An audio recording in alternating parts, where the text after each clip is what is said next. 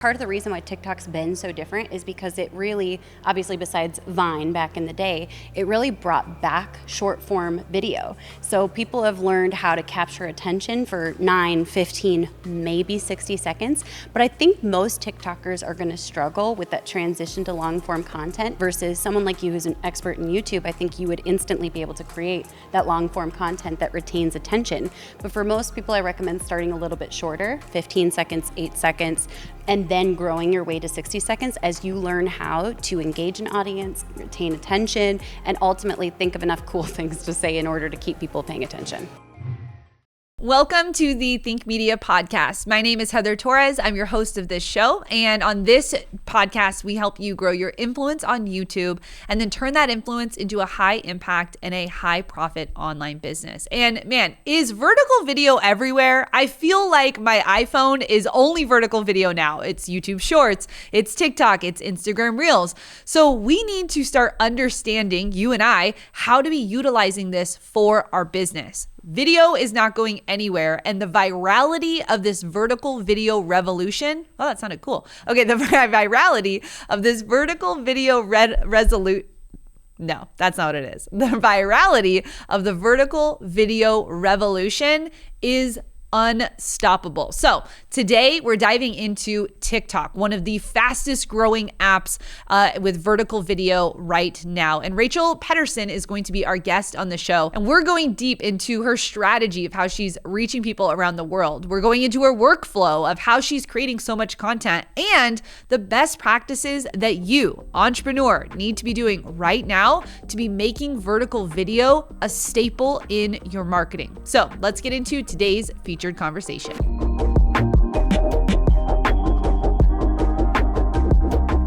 Welcome back to the Think Media podcast. I'm fired up for today's episode because we're talking all about short form vertical video. Yes, TikTok, and my guest today has 3 powerful tips for us, and also repurposing short form vertical video across multiple platforms. But if you haven't met her before, Rachel Pedersen is a Minnesota mom of 3. She is a social media expert, and today she's going to be breaking down some of her powerful tips. But as we kick it off, tell a little bit about your backstory, because about 10 years ago, your life was very different than it is right now. Completely different. So 10 years ago, I was actually a single mom living on welfare and food stamps, renting one room with my daughter, literally doing medical experiments to pay for diapers, giving blood plasma. I still have the scars to prove it. Life looked completely different a decade ago. Wow. And today, you're a business owner with an incredible business team. You're helping people with social media, courses, membership sites. You're speaking. You're in the trenches, helping some personal brands with the kind of a white glove agency type service. And you're hands-on, seeing what's really working on social. You have a great YouTube channel. You're active across all the platforms, but you're in love with TikTok. Why is that? Ooh, that's a really good question. I like TikTok because it's the first platform where I felt like you can really just be yourself, whether that's nerdy, goofy, silly, dumb, whatever it is you want to be. It seems that there's a space for that on TikTok, and I'm a pretty nerdy, goofy person. I kind of make a fool of myself a lot on TikTok, and it's felt like it was the first place where I could really, truly be myself, and that helped me to branch out with success more so on every single other platform. But something else I really love about TikTok is that it has its own culture. So people understand these collective inside jokes, and there are layers of inside jokes, almost like you have a million besties that are all in on the same exact stories and history. Wow. And when it comes to TikTok right now in 2022, what should we be paying attention to? I know my account, we're new there, Official Think Media, because we've been on YouTube, we've been in other places, we're doing a lot of repurposing. But it just gave me a notification. You can now upload 5-minute videos. I'm talking to other people that got 10 minutes, and I know the max, depending on your account, is 15. What is even happening? Like, what do you think about the state of TikTok and organic reach? video length changing? What do you see coming up? For someone like you would crush it with longer form content, but I'm going to be honest, part of the reason why TikTok's been so different is because it really, obviously besides Vine back in the day, it really brought back short form video. So people have learned how to capture attention for 9, 15, maybe 60 seconds, but I think most TikTokers are going to struggle with that transition to long form content versus someone like you who's an expert in YouTube. I think you would instantly be able to create that long form content that retains attention. But for most people, I recommend starting a little bit shorter, 15 seconds, 8 seconds, and then growing your way to 60 seconds as you learn how to engage an audience, retain attention, and ultimately think of enough cool things to say in order to keep people paying attention. Whew. Valuable. Okay, let's talk about it. 3 tips, and this is some stuff that we can apply right now to grow on TikTok and really short form vertical video in general. Number 1 is hook value CTA. Break it down. Beautiful. So there are 3 essential parts to every TikTok. Obviously, there are some that are exceptions. So like inside jokes or goofy videos, those might be a little bit different. But for value content, educational content, you really want to focus first and foremost on the hook. The hook is those first 5 seconds of your video, as you probably know from hanging out here. But what I really loved was geeking out over the copy behind a hook that really pulls people in and makes them want to watch until the end. And there's a fantastic book that really supported me with this called Great Leads by Michael Masterson. Amazing book to help you understand the first 100 characters of any piece of content.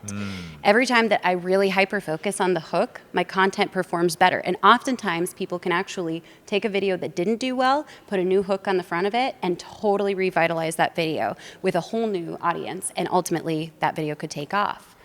The second part that I really love is value. And I recommend that most people, I know we usually hear like hook, story, call to action, but I'm going to be honest, if you're anything like me, I'm not a super great storyteller. Like Sure. I'll start telling a story and people like, okay, what's next? So it's a lot easier for us to do value. And I recommend 3, 5, 7, 9 points of value. The reason behind that is Dan Ariely's book, Predictably Irrational. People are drawn towards odd numbers and specific numbers.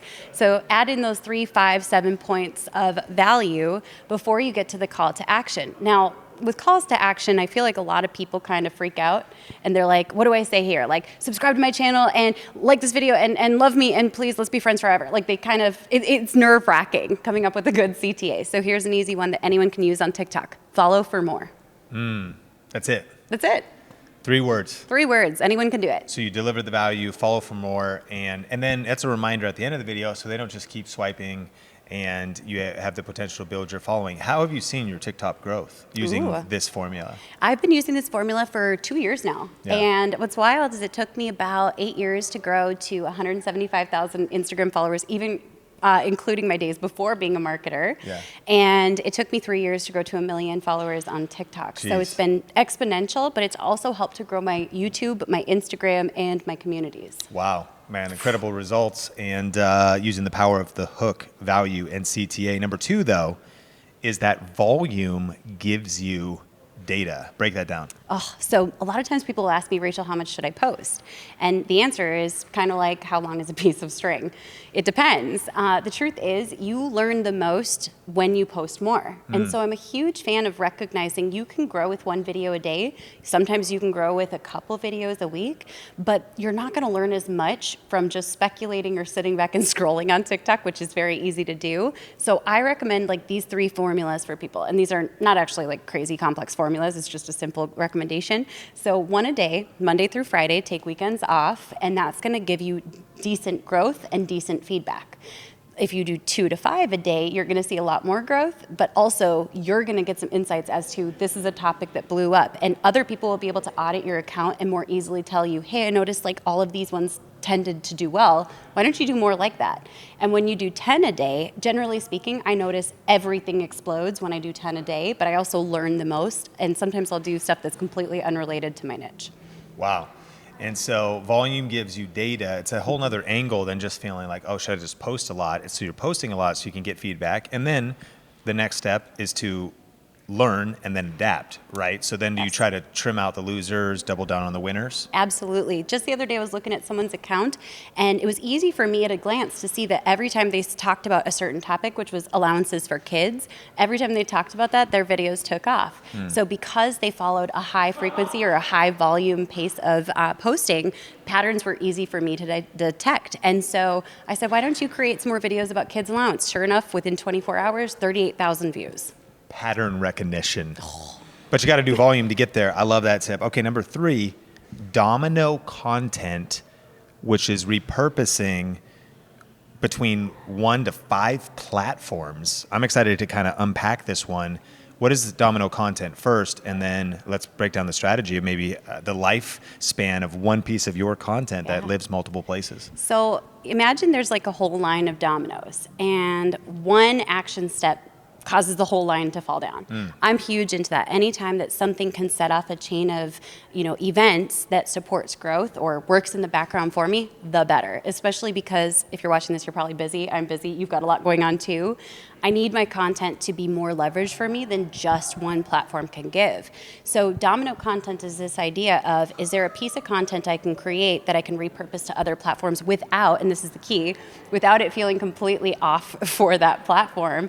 And so that's where I came up with the concept of Domino Content. Now, the example of Domino Content, this is my favorite workflow, is to record in TikTok, and then I use an app called snaptic.app, which is totally free. It's on desktop. Don't get the app doesn't work. So on desktop, you can just strip the watermark. There are several others that work as well. It will slightly desync the audio. So heads up. That can bother some people. It doesn't bother me very much because I'm not a perfectionist. Sure. So I remove the watermark and I repurpose it to IG Reels for sure, YouTube Shorts most of the time, not always. I'm kind of steering away from posting all my content there. But also sometimes people have access to some shorter form videos on like LinkedIn. I just got Facebook Reels. And some people have talked about how there's a potential for it coming to Twitter as well. So with one piece of content being able to be repurposed on every platform, we've seen huge success with this. And case in point, I uploaded one YouTube short that within almost 48 hours had 660,000 views specifically related to my expertise on TikTok. Wow. Crazy. On Instagram Reels, same thing. It feels like they're one of the biggest things that are moving the needle on Instagram right now, as long as that watermark is not there. And we've seen videos get millions of views just being repurposed in 60 seconds. So you created a video first on TikTok sharing tips, social media tips, in this case, tips on TikTok. And then you used the app again. What was it called? Snaptic.app. Snaptic.app on your desktop, strip the watermark, and then you posted that on YouTube Shorts and Reels. It got crazy views on YouTube Shorts, and it was one piece of content in multiple places. I'm curious, kind of maybe pivoting, but how do you think about YouTube in terms of your strategy? You love TikTok. You're very active there. You're starting natively there. What's your decision-making framework for what TikToks get repurposed to Shorts? Now that's changing a lot for me. When I first started playing around with YouTube Shorts, I was like, let's try everything. Let's see what happens. So I literally, this is actually, you might cringe a little. I would pull 50 videos at a time and just upload them all and be like, let's see what happens. Sure. Especially because YouTube corporate was like, please do. We want it all. And I was like, all right, let's just try it. And very quickly I realized that not all views are the same on YouTube. And while I sometimes think eyeballs can be helpful, it's not always going to convert well to people who actually want to watch the content on your channel. So while in the past I would do everything, and you can see that evidenced on my YouTube channel, now I'm going to be more focused on sharing specific videos that relate to an up-and-coming video or a past video that I've already created. Got it. So you're always thinking about your audience first, and you're thinking about your YouTube audience in a unique way.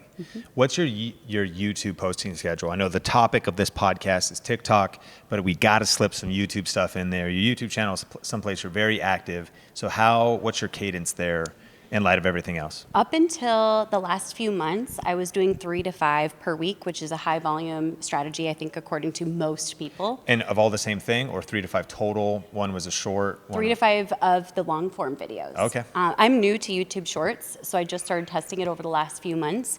And it was really cool, and it was a great experiment. And I don't not recommend it, but I will say the way I was doing it wasn't my favorite way for sustainability of the channel.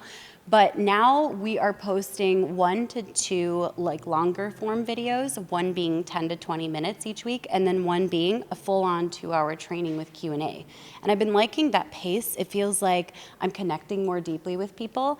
With YouTube Shorts, I'm probably going to go back to about 1 a day. My ideal schedule would be like 1 per day, Monday through Friday, that's long form, and 1 per day that's a YouTube Short that correlates with the long form piece. So that's like 10 a day, and then is that a live show, 2 like hours? 10 a week. Yes. That's 10 a week. Yep. And then is that a live show? That's the 2-hour show because Yep. it has live Q&A? It does. How do you go live? What software do you use? Currently, I'm using Restream. Okay. And I've been liking that. So I use it to go live on Facebook and YouTube, sometimes on my personal profile too, just depending on what the topic is.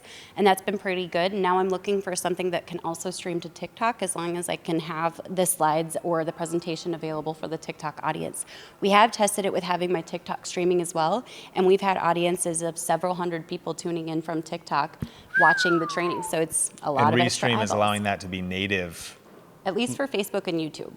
And then on, is it just a little vertical video on TikTok as opposed to something that would be better like directly from your phone? I just streamed it directly from my phone for now. I've heard that OB... on a separate device? Yeah, on a separate Got device. it. And I've heard that like OBS has some really good TikTok streaming stuff Yeah. going on, but I haven't tested what's going to work there. It looks like they're actually moving to a lot more vertical integrations for lives, so I'm interested to see how that'll work out. Man, we're getting into some geeky stuff here, but this is awesome. I love your 3 tips on TikTok. I know that we got to be leaning into TikTok. And one of my questions for you is, kind of related to what we're feeling. We really like to encourage the Think Media podcast community to identify the season they're in.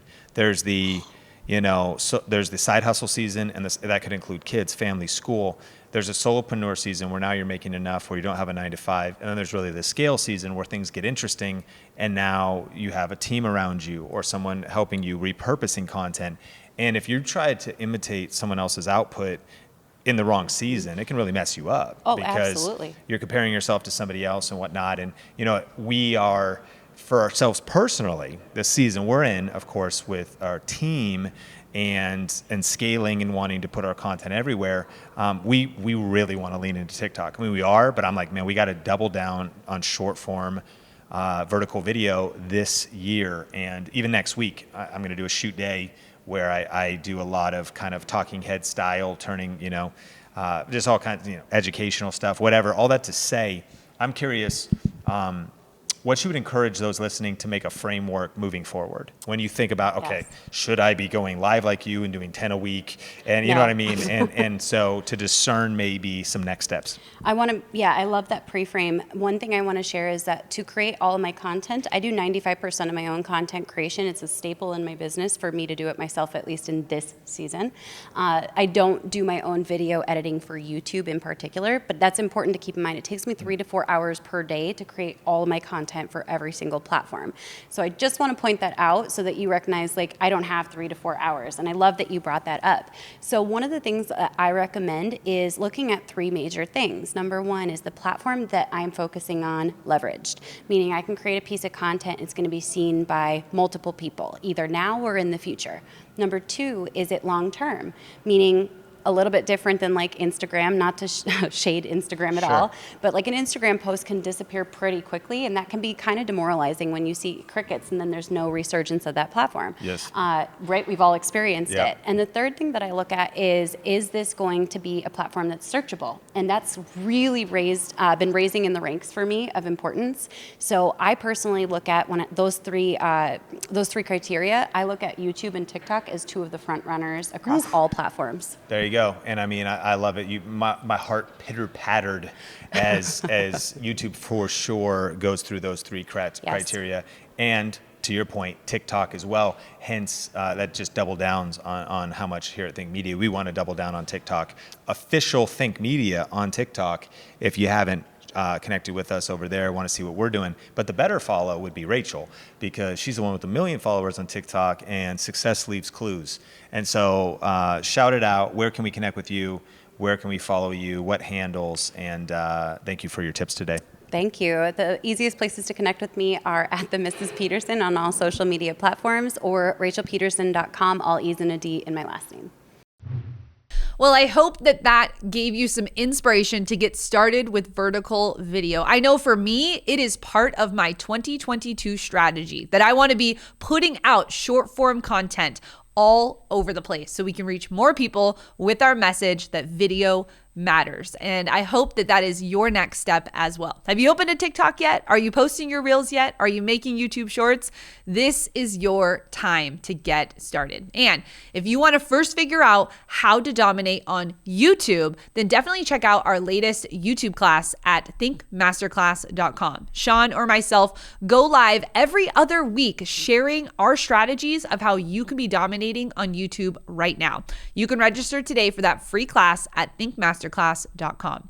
Now, every single week, I love to read your reviews. Thank you for rating and reviewing the podcast over on Apple Podcasts. And today's review comes from Kama XEKMK1. That's a mouthful. Thank you so much for leaving this review. You said, great podcast. Love all the advice and tips to build your brand. This is a must listen. Thank you so much for leaving that review. I know it took, just a few minutes out of your day to get over there to leave that. And it means the world to us that you would rate and review this podcast. Share this episode with a friend if you know someone who needs to be dominating on TikTok right now. And I want to thank you for being a consistent listener here on our show. We're growing so quickly, and it's because of you sharing this content with a friend, listening to the podcast all over the place, and subscribing on the YouTube channel. If you're watching this right now, okay, for listeners in the car, this isn't for you, but you and me locked in. If you're watching this, I need you to subscribe to this show. This is going to help you grow your business, grow your YouTube channel, and grow your influence online. So make sure you subscribe here on the podcast, wherever you're listening, but definitely you YouTubers who are watching and not subscribing. Thanks for being a part of what we're doing here at Think Media, and we'll catch you in the next episode. Did you hear that Grow with Video Live 2022 is back in person? This is your opportunity to network with like-minded people just like you, to make friendships, to make business partnerships. This is your opportunity to get in the room. You can get your ticket now at growwithvideolive.com. They're going so fast, so make sure you get your ticket right now at growwithvideolive.com.